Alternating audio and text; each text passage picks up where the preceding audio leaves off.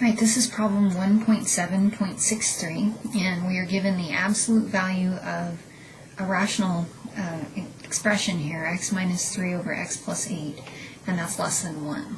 Okay, so the first thing we're going to do is apply the definition, and the definition says that this is a less than statement, so it's going to be an and statement, so it's going to be less than 1, and it's also going to be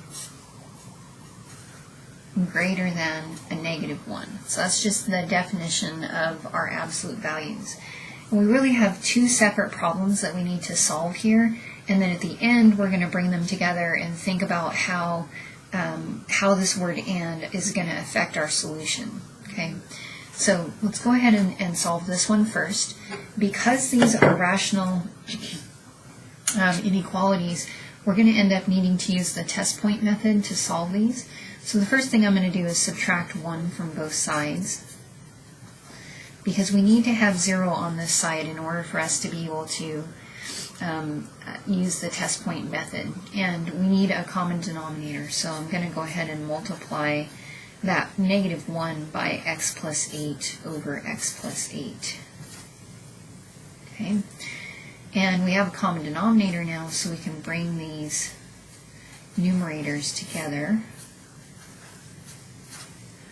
And if we distribute the negative here, then we have x minus 3 minus x plus 8, minus 8, we're distributing the negative there, over x plus 8, and that is less than 0. Okay, so if we collect like terms, x minus x, the x is actually had to be 0, and we're looking at a negative 11 over x plus 8, and that is less than 0. Okay. I'm going to continue with this problem on this page, and then we'll take this part of it to a separate page. Okay. All right, so this actually just simplified our situation because we don't have any x's now in the numerator, and so what we need to do is find the 0 from the denominator, and that's simply setting x plus 8 equal to 0, and so we get x equals negative 8. And then really what we're going to do is we're going to split up our number line here and just choose some test points. If we choose a negative 9 and if we choose 0, for instance, then that's going to cover both of those regions. We won't be including negative 8 as part of our solution. Okay. All right, so when I take a look at this now, if I plug in negative 9, I've got negative 11 over negative 9 plus 8, and that's a negative over a negative. Okay, so this region right here will end up being positive. And then if I plug in 0, I've got negative 11 over 0 plus 8, and that ends up being negative. So this region here will be negative. Well, we were looking for the situation where we were less than 0. So for us, for this portion of the problem, that's this region right here. Okay, but we're not done, because obviously we have this other part, and then we need to combine that with the word and here. Okay, so we're going to keep this in mind and take a look at the other one. So now what I'm going to do is I'm going to solve this portion of the problem. Okay, so we are taking a look at, everything's crooked. Okay, so we're taking a look at x minus 3 over x plus 8 greater than negative 1. Alright, in this instance, same thing to start with, which is that we need to move the 1 over so that we have 0 on the right-hand side. So adding 1 there looks like that. And then again, getting a common denominator, so that's multiplying the 1 by x plus 8 over x plus 8. And we can bring the numerators together now because we have a common denominator.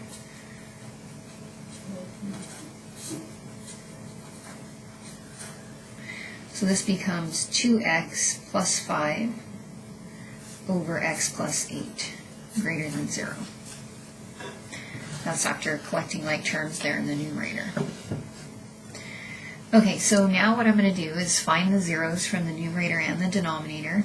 And so that's setting 2x plus 5 equal to 0 and x plus 8 equal to 0 and solving. And I just feel like this keeps going crooked on me. And so this is x is equal to negative 5 halves there, and this is x is equal to negative 8. Okay, so let's go ahead and choose a number line for this one. So we can do some test points. So here's negative 8. Here's negative 5 halves. Between them, this is negative 2.5. So between them, I'm just going to choose negative 4, for instance. Let's choose 0 over here and negative 9 over there. And again, we're going ahead and we're plugging this back into this expression right here to see if we have a positive or a negative. We're not going to be including these as part of the solution. And so when I plug in negative 9, I have 2 times negative 9 plus 5 over negative 9 plus 8.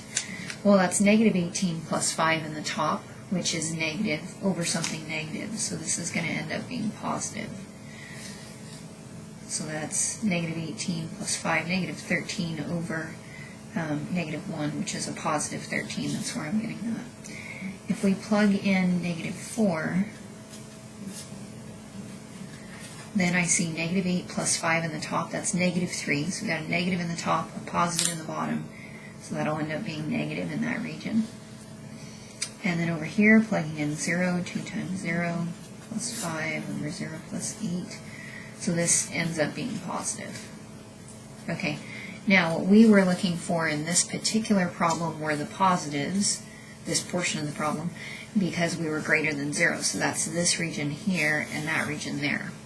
Now what we need to do is we actually need to bring together these two number lines and then think about what the word "and" means. So I'm gonna recopy the two number lines on top of each other here so that we can see what's going on.